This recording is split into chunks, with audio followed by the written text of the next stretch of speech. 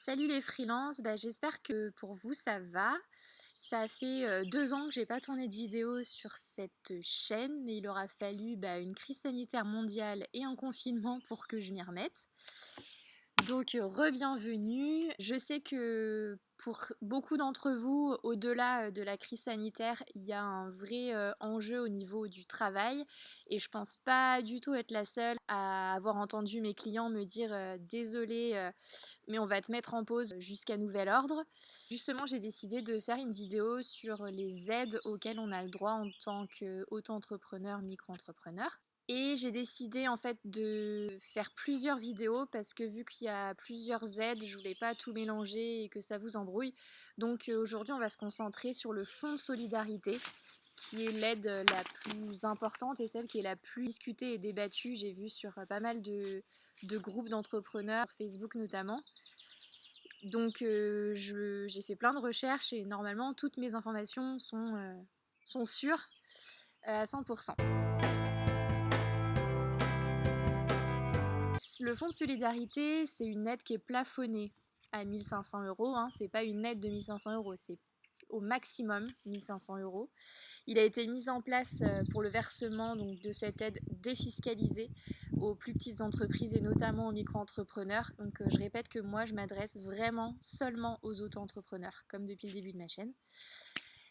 C'est un fonds de 1 milliard d'euros qui a été financé par l'État, par les régions et par les collectivités d'outre-mer. Il y a aussi eu 200 millions d'euros annoncés par les compagnies d'assurance. Et c'est également ouvert aux donateurs privés et autres collectivités. Alors, en gros, c'est depuis le 1er avril, donc depuis mercredi, qu'il y a cette aide de l'État qui est proposée pour les entreprises qui ont subi une forte baisse de leur chiffre d'affaires en mars 2020. Déjà, je vais vous dire qu'ils sont exclus. Donc, est exclue toute personne ayant créé son entreprise après le 1er février 2020, les personnes qui sont titulaires d'un contrat de travail à temps complet à côté, les personnes qui bénéficient d'une pension vieillesse et les personnes ayant perçu des indemnités journalières supérieures à 800 euros. Cette première demande d'aide, elle est possible par voie dématérialisée jusqu'au 30 avril au plus tard. Je vous expliquerai comment demander l'aide concrètement. Par contre, vous êtes concerné si votre entreprise réalise moins d'1 million de chiffre d'affaires annuel, dont le bénéfice annuel imposable est inférieur à 60 000 euros.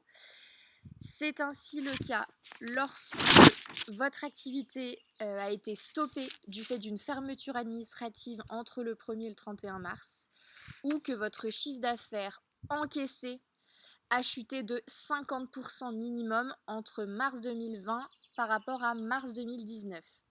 Donc avant c'était 70%, mais finalement le gouvernement a baissé à 50%.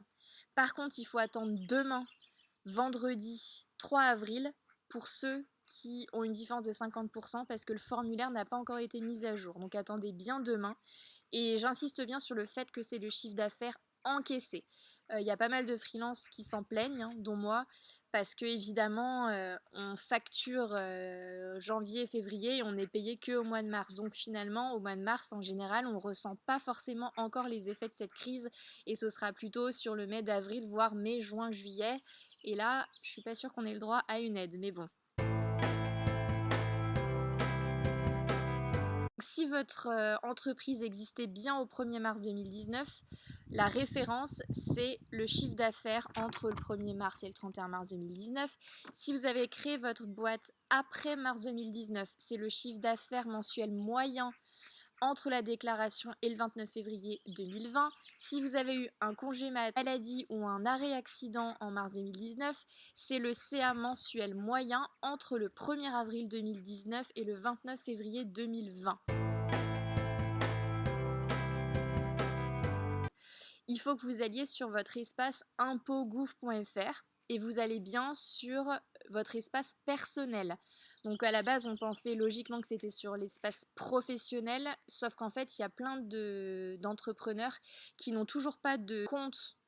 Du coup, c'était trop la galère pour pouvoir l'avoir parce qu'il fallait attendre un courrier avec le mot de passe. Donc finalement, le gouvernement a décidé de mettre ça sur l'espace personnel, puisque tout le monde a un espace personnel normalement. Ensuite, vous allez en haut à droite dans messagerie sécurisée.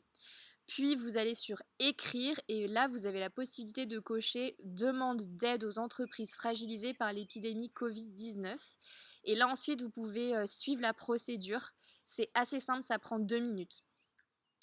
Après vous aurez un contrôle de l'éligibilité établi et l'aide sera versée rapidement. Alors on ne sait pas ce qu'ils appellent rapidement.